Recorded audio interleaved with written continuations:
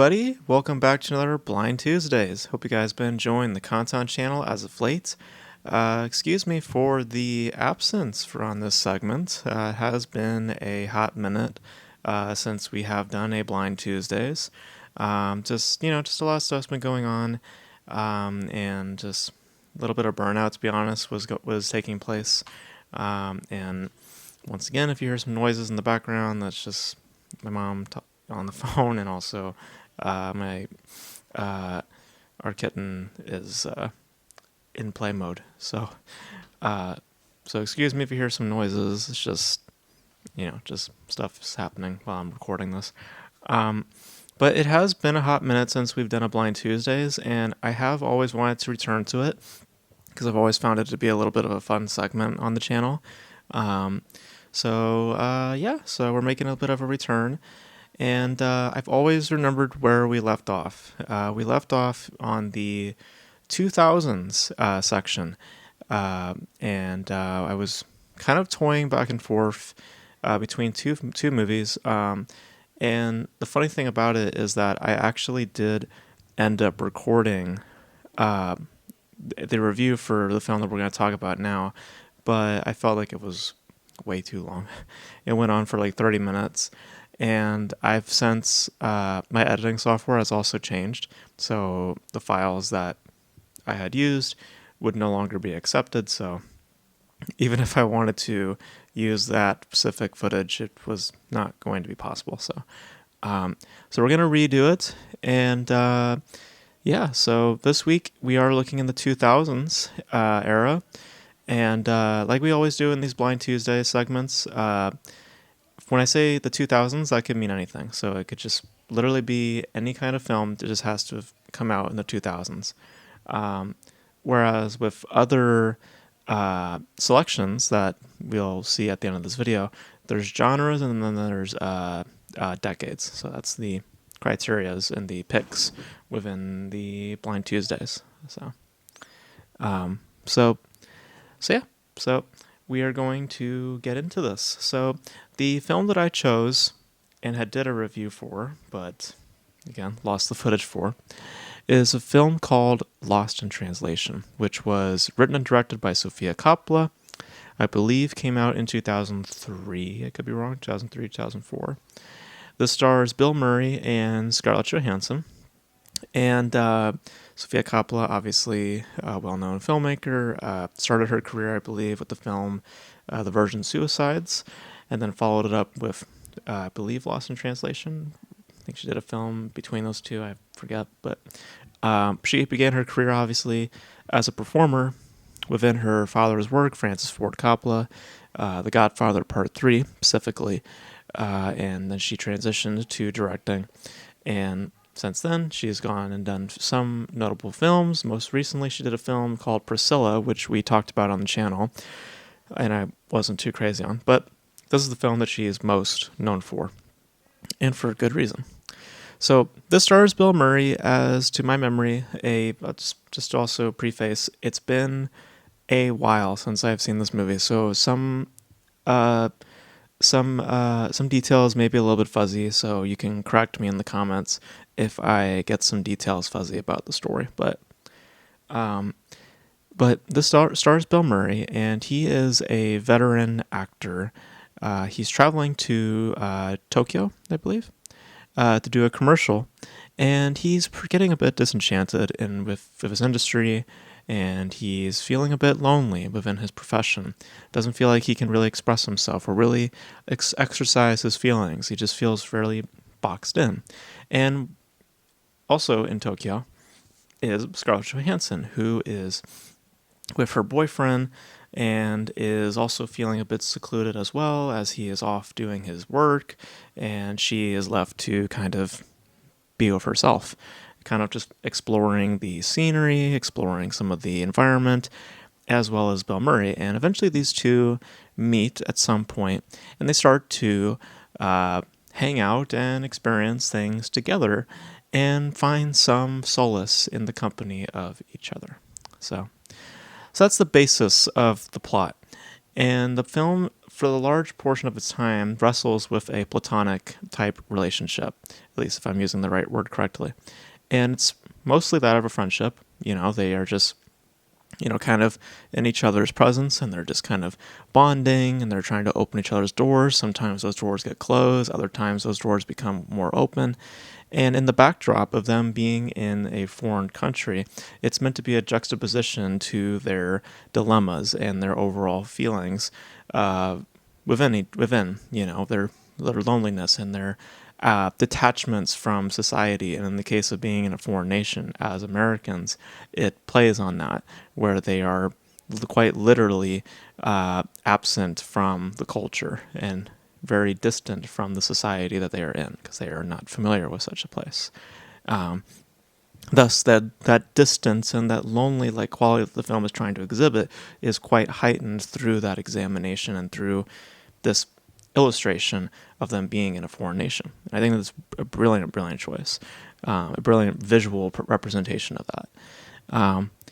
And to match that, I think that the performances are the best of their individual careers. I think Bill Murray is excellent in it, because what you get with Bill Murray a lot of times is obviously sarcasm, and he's kind of the master of that. At least it appears to be from the films I've seen. Of just comedy, I'm not extremely familiar with in terms of the film world, but Bill Murray I'm a little bit familiar with, and I know he's always been that sarcastic, cynical type, and in this, he is utilizing that energy, but it's a lot more in service to a real life world, and ultimately how that kind of exhibit what that behavior may actually exude. And it exudes actually more of a contempt for how things are, and also a desire for something new. And Scarlett Johansson is kind of in that same sort of boat, but again, in their dilemmas and their situations and their livelihoods, it's two different things. One's an actor, the other is a girlfriend to another person who is dealing with a career of their own. So, again, I could be fuzzy on the details, so just let me know if I'm getting this wrong in the comments. But both their performances are great. They both do a really good job, especially Scarlett Johansson. I remember one specific scene of her roaming around Tokyo, and I thought she just exudes this idea of just distance and loneliness quite well. And the writing also, I think, illustrates this pretty well. It's funny. It also has a lightheartedness and a sincerity to it. It has it finds ways to develop its characters more, less so just kind of hovering around a certain theme.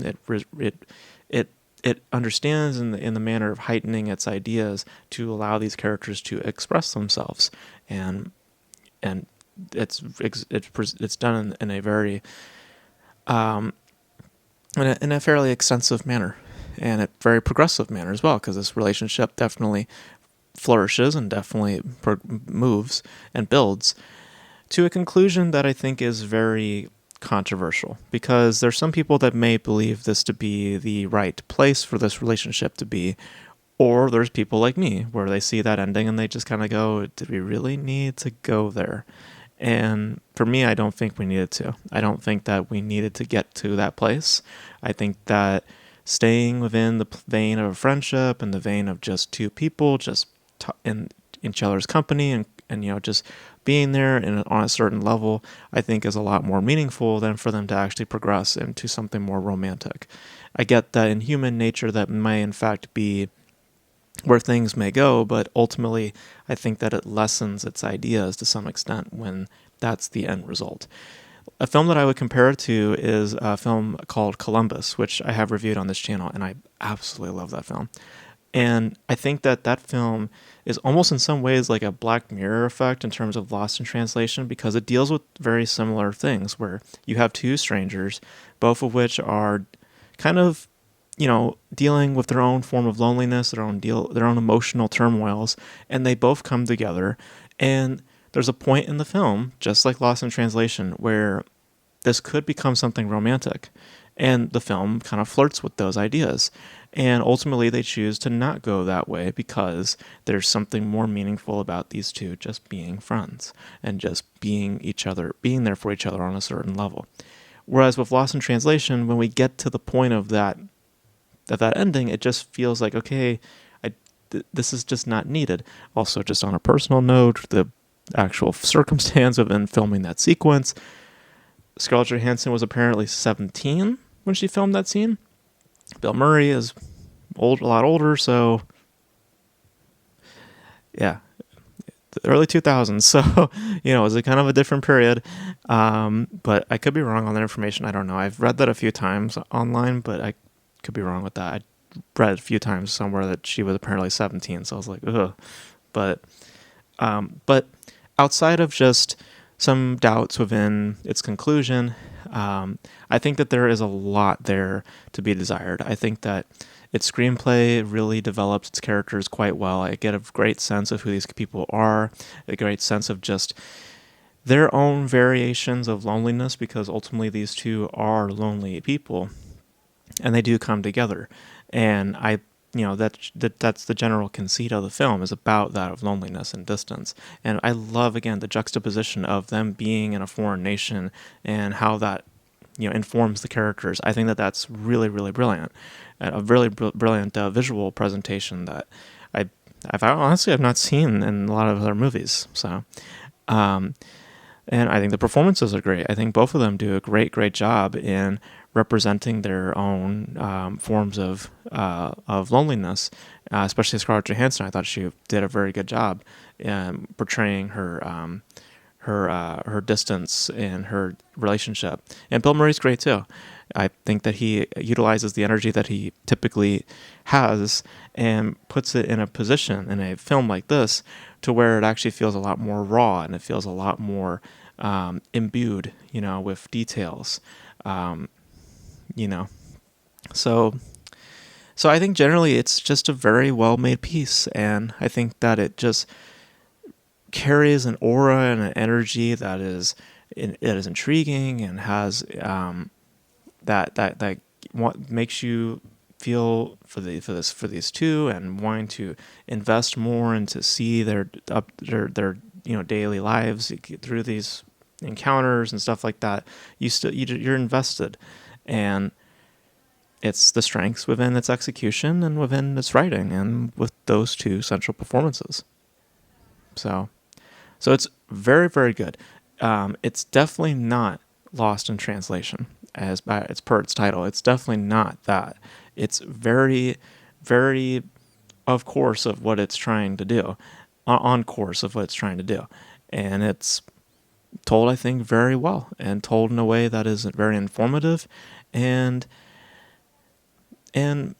leaves you with questions. It kind of leaves you doubtful in terms of how it ends. It ends ultimately, but the journey itself and ultimately what is packaged within that journey, I think, is quite sound and very, very intriguing and very, very informative, filled with a lot of details in many ways within its acting, within its writing, and its directing.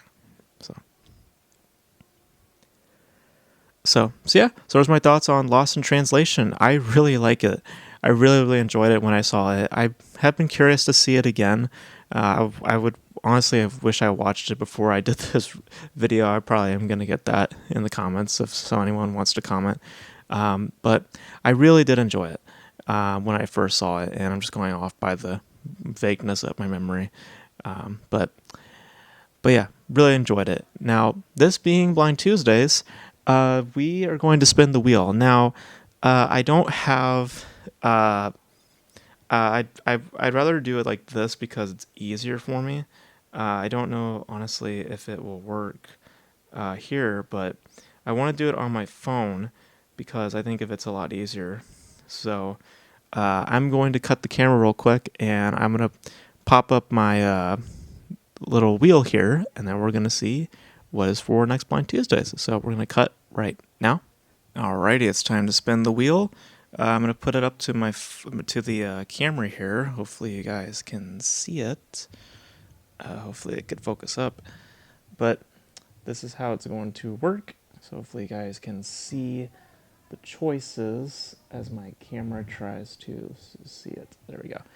All right, I'm going to spin it, and I'm not going to look. So here we go. So Blind Tuesdays is going to be a...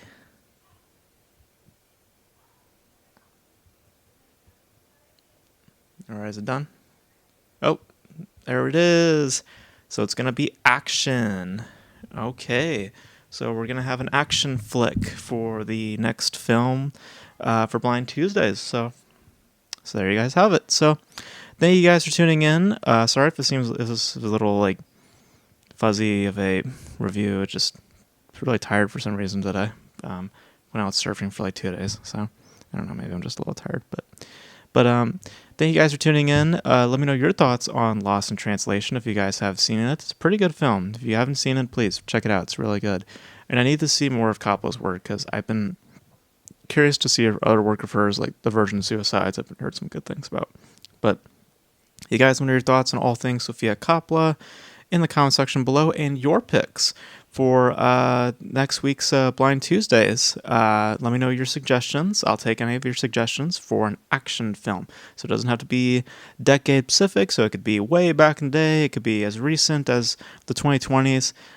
Give me your choices and your thoughts in the comment section below. And that's going to be it for this Blind Tuesdays, guys. Thank you guys for tuning in. And until then, I will catch you guys in the next video. Bye.